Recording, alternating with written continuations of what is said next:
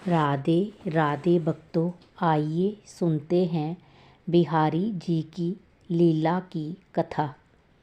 एक समय की बात है जब किशोरी जी को ये पता चला कि कृष्ण पूरे गोकुल में माखन चोर कहलाता है, तो उन्हें बहुत बुरा लगा। उन्होंने कृष्ण को चोरी छोड़ देने का बहुत आग्रह किया, पर जब ठाकुर अपनी माता की नहीं सुनते तो अपनी प्रीतमा की कहाँ से सुनते। उन्होंने माखन चोरी की अपनी लीला को उसी प्रकार जारी रखा। एक दिन राधा रानी ठाकुर को सबक सिखाने के लिए उनसे रूठ कर बैठ गई। अनेक दिन बीत गए पर वो कृष्ण से मिलने नहीं आई। जब कृष्ण उन्हें मनाने गए तो वहाँ भी उन्होंने बात करने से इनकार कर दिया। तो अपनी राधा को मनाने के लिए इस लीलाधर को एक लीला सूझी।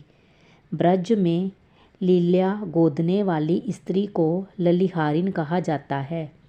तो कृष्ण घूंघट ओढ़ कर एक ललिहारिन का वेश बनाकर बरसाने की गलियों में घूमने लगे।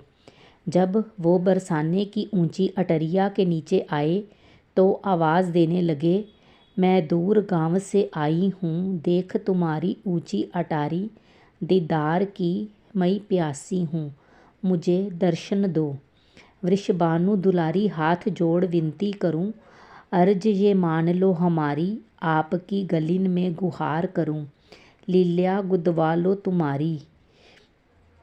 जब किशोरी जी ने ये करुणा पुकार सुनी तो तुरंत विशाखा सखी को भेजा और उस ललिहारिन को बुलाने के लिए कहा। घूंघट में अपने मुंह को छिपाते हुए कृष्ण किशोरी जी के सामने पहुँचे और उनका हाथ पकड़कर बोले कि कहो सुकुमारी, तुम्हारे हाथ पे किसका नाम लिखूं? तो किशोरी जी ने उत्तर दिया कि केवल हाथ पर ही नहीं, मुझे तो पूरे श्री अंग पर लीला गुदवाना है।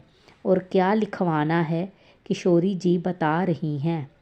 माथे पे मदन मोहन, पलकों पे पीताम्बरधारी, नासिका पे नटवर नागर, कपोलों पे कृष्ण मुरारी, अधरों पे अच्युत, गर्दन पे गोवर्धनधारी, कानों में केशव और ब्रकुटी पे भुजाचारधारी, छाती पे छलिया और कमर पे कन्हैया, जांघों पे जरनादर, उदर पे उखल बंदैया, गुदाओं पर गवाल, नाभि पे नाग नथैया, बाहों पे लिख बनवारी, हथेली पे हरदल के भैया, नखों पे लिख नारायण, पैरों पे जगपालनहारी, चरणों में चोर माखन का, मन में मोर मुकुटधारी, नैनों में तू गोद दे नंद नंदन की सूरत प्यारी, और रोम रोम पे मेरे लिख दे रसिया रन छोर वो रास बिहारी। जब ठाकुर जी ने सुना कि राधा अपने रोम रोम पे मेरा नाम लिखवाना चाहती है तो खुशी से बौरा गए प्रभु। उन्हें अपनी सुध ना रही। वो भूल गए कि वो एक ललिहारन के वेश में बरसाने के महल में राधा के सामने ही बैठे हैं। वो खड़े होकर ज़ोर ज़ोर से नाचने लगे और उछलने लगे।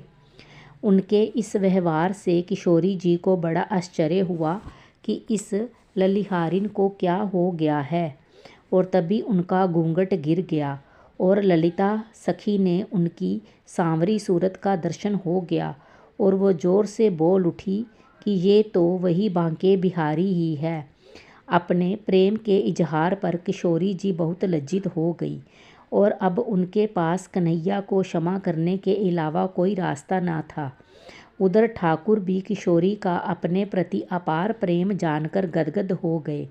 तो ये थी उस पवित्र लीले की पावन लीला।